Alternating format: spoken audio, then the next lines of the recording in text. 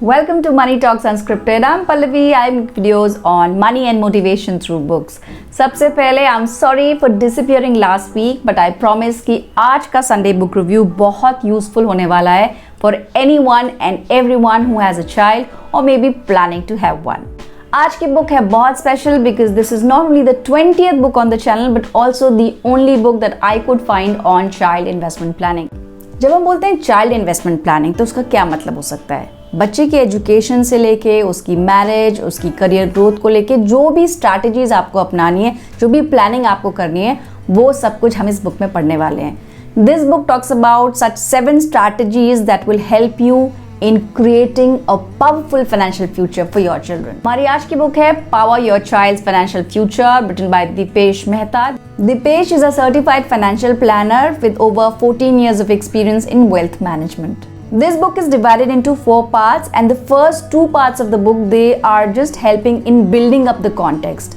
जो पहला पार्ट है बुक का that talks about the challenges which parents face. किसी भी सोल्यूशन तक पहुंचने से पहले प्रॉब्लम एरियाज को जानना बहुत जरूरी है। इसलिए पार्ट 1 में ऑथर ने डिस्कस किया है क्या क्या चैलेंजेस हैं जो पेरेंट्स फेस करते हैं, which can include the rising cost of education, inflation, taxes, changing ambitions of children, which is again a very common problem. किसी भी typical middle class household में आमतौर पर मेडिकल और इंजीनियरिंग के अलावा ज़्यादा से ज़्यादा CS तक ही सोचा जाता है, लेकिन अब वक्त बदल रहा है, नए कोर्सेज आ रहे हैं, नई तरह की टेक्नोलॉजीज आ रही हैं, इसलिए बच्चों को क्या कोर्स पसंद आएगा आने वाले टाइम में या अभी से प्रिडिक्ट करना थोड़ा सा मुश्किल है। फॉर एग्जाम्पल 90s में ये गेस नहीं किया जा सकता था कि 2021 में आर्टिफिशियल इंटेलिजेंस, मशीन लर्निंग इस तरह के कोर्सेज भी आएंगे।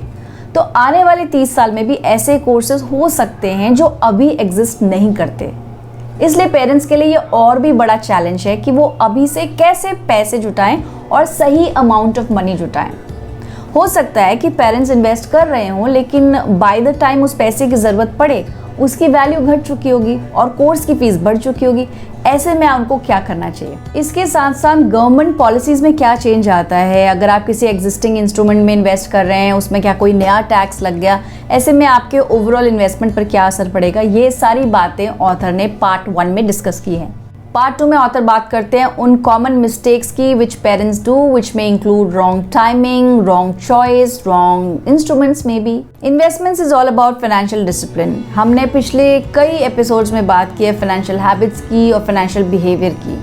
ऐसे में ऑथर ने इस बुक में मेंशन किया है कि आमतौर पर पेरेंट्स क्या करते हैं कि बच्चे के नाम पे कोई इन्वेस्टमेंट शुरू तो कर देते हैं, लेकिन अगर कोई इमरजेंसी आ गई, कुछ पैसों की ज़रूरत पड़ गई तो उस इन्वेस्टमेंट को या तो वो ब्रेक कर देते हैं या फिर पार्शली उसमें से पैसा निकाल लेते हैं। इसका बहुत ही हार्मफुल इफेक्ट पड़ सकता है आपके ओवरऑल इन्वेस्टमेंट में, इसलिए इस गलती से तो आपको बच के रहना है। कोई भी इन्वेस्टमेंट करते समय सिर्फ रिटर्न कितने मिलेंगे ये हमें ध्यान में नहीं रखना है, बल्कि हमें ये भी देखना है कि वो कितना सेफ है। इसलिए ऑथर ने एक टर्म कॉइन किया है SLR, safety, liquidity and returns. अगर आपको 2 ऑप्शन दिए जाएं, ऑप्शन ए जहाँ पे आपको 10 से 12% का रिटर्न मिलेगा और ऑप्शन बी जहाँ पे आपको 18 से 20% का रिटर्न मिलेगा, आई कैन बेट कि आप इमीडिएटली कहेंगे कि मुझे ऑप्शन बी पसंद है, कि मुझे ज़्यादा पैसे कमाने हैं। जिस ऑप्शन में रिटर्न ज़्यादा मिलेगा वहाँ पर रिस्क भी ज़्यादा होगा, इसलिए बिना ये इवेलुएट किए कि आप कितना रिस्क ले सकते हैं और कितने टाइम के बाद आपको उस पैसे की ज़रूरत है, जल्दबाजी में इन्वेस्टमेंट करना बहुत ही घातक हो सकता है। आमतौर पर पेरेंट्स बच्चों के लिए इन्वेस्ट करते टाइम प्रॉपर्टी में ज़रूर पैसे लगाते हैं, ये सोचकर कि ज़्यादा कुछ नहीं तो रेंटल इनकम मिल जाएगी, पर हम ये बात भूल जाते हैं कि real estate is an illiquid asset. मतलब ये कि अगर अभी आपने 2 करोड़ की प्रॉपर्टी खरीदी है और अगले 10 साल बाद आपको सिर्फ 20 लाख रुपए की ज़रूरत है, तो हम प्रॉपर्टी का एक छोटा सा हिस्सा नहीं बेच पाएंगे, आपको प्रॉपर्टी पूरी बेचनी पड़ेगी।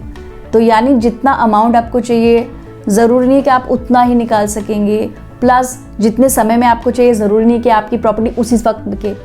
ऐसे में आपको क्या करना है, आपको कौन से ऑप्शंस चुनने चाहिए, क्या स्ट्रैटेजीज अपनानी चाहिए, वो सारी बातें इस बुक के अंदर है। इन्वेस्टमेंट रिटर्न के साथ साथ inflation rate of higher education भी कंपेयर करना बहुत ज़रूरी है। अगर आपने सोच रखा है कि मैं पार्शली जो मेरे इन्वेस्टमेंट्स होंगे वो यूज़ करूँगा या करूँगी और प्लस में कुछ लोन ले लूँगी, तो याद रखें कि ज़रूरी नहीं है कि जिस वक्त आपने लोन के लिए अप्लाई किया आपको उस वक्त लोन मिल पाएगा। अगर आपने इरफान खान की इंग्लिश मीडियम देखी है तो आप इस बात से अग्री करेंगे कि अगर हमें ये ना पता हो कि किसी भी कोर्स करने में कितना खर्च आ सकता है, या फिर अगर हम बहुत ज़्यादा डिपेंडेंट है एजुकेशन लोन पर, तो शायद हम पर न सिर्फ फाइनेंशियल बर्डन बढ़ता है, लेकिन हम बहुत सारी फाइनेंशियल मेस में भी आ सकते हैं। आपको अपने फाइनेंशियल बिहेवियर को कैसे हैंडल करना चाहिए, क्या स्ट्रैटेजीज अपनानी चाहिए, वो सारी बातें इस बुक के अंदर है। इस बुक का सबसे इंपॉर्टेंट पार्ट है part 3, where the author talks about 7 investment strategies that you must know. अगर आपको घर के आसपास से ग्रोसरी लानी है तो क्या आप कार ले जाएंगे या फिर स्कूटर? ऑफ कोर्स स्कूटर, क्योंकि ये सिर्फ चीप ही नहीं है, ये कन्वीनियंट भी है। लेकिन अगर आपको किसी फ्रेंड को पिक करने जाना है एयरपोर्ट तक, जो थोड़ा सा दूर है आपके घर से, मे बी अराउंड 40-50 किलोमीटर्स, तो आप प्रेफर करें कि आप कार लेकर जाएं। वहीं अगर आपको दिल्ली टू मुंबई तक जाना है तो आप कार नहीं ले जाएंगे, क्योंकि ये एक्सपेंसिव भी पड़ेगा, प्लस ये बहुत टायरिंग हो सकता है, इसलिए you will prefer to take a flight. अपने डिस्टेंस के हिसाब से अपना ट्रांसपोर्ट डिसाइड कर सकते हैं, तो अपने लाइफ गोल्स के हिसाब से अपना इन्वेस्टमेंट क्यों नहीं डिसाइड कर सकते? तो अपने बच्चे के पावरफुल फाइनेंशियल फ्यूचर के लिए जो सबसे पहली स्ट्रैटेजी आपको अपनानी है वो है अर्ली इन्वेस्टमेंट्स। मान लीजिए आपके 2 बच्चे हैं, अब 2 बच्चों के लिए एक साथ प्लानिंग करना थोड़ा सा डिफिकल्ट हो सकता है, इसलिए हमने पहले बच्चे के लिए 10,000 रुपीज पर मंथ का इन्वेस्टमेंट शुरू कर दिया, जो हमने फर्स्ट 9 ईयर्स तक किया। उसके बाद बारी आई दूसरे बच्चे की, तो पहला वाला इन्वेस्टमेंट हमने वहीं रोक दिया, पैसे निकाले नहीं लेकिन इन्वेस्टमेंट रोक दिया, और दूसरे बच्चे के लिए इन्वेस्टमेंट करना शुरू कर दिया। अब यहाँ पर पेरेंट ने अमाउंट को डबल कर दिया, instead of 10,000 now the parent started investing 20,000 per month. But can you imagine कि 15 साल कंप्लीट होने के बाद दोनों बच्चों के लिए जो पैसे जमा हुए हैं, जिसे हम कॉर्पस कहते हैं, उसमें क्या डिफरेंस आएगा?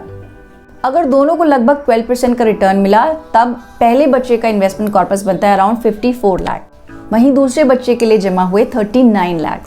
Now you may ask me कि जब हमने इन्वेस्टमेंट डबल कर दिया, फिर दूसरे बच्चे के लिए पैसे कम कैसे पड़ गए? इसका सबसे बड़ा कारण है कंपाउंडिंग। अगर आप पिछले सारे एपिसोड्स देखते आ रहे हैं तो आपको ये बात समझ आएगी कि compounding is the real force behind any kind of investment. अगर आप अपने इन्वेस्टमेंट्स को लंबा टाइम देंगे तो पॉसिबिलिटी ज़्यादा है कि आप ज़्यादा रिटर्न कमा सकें।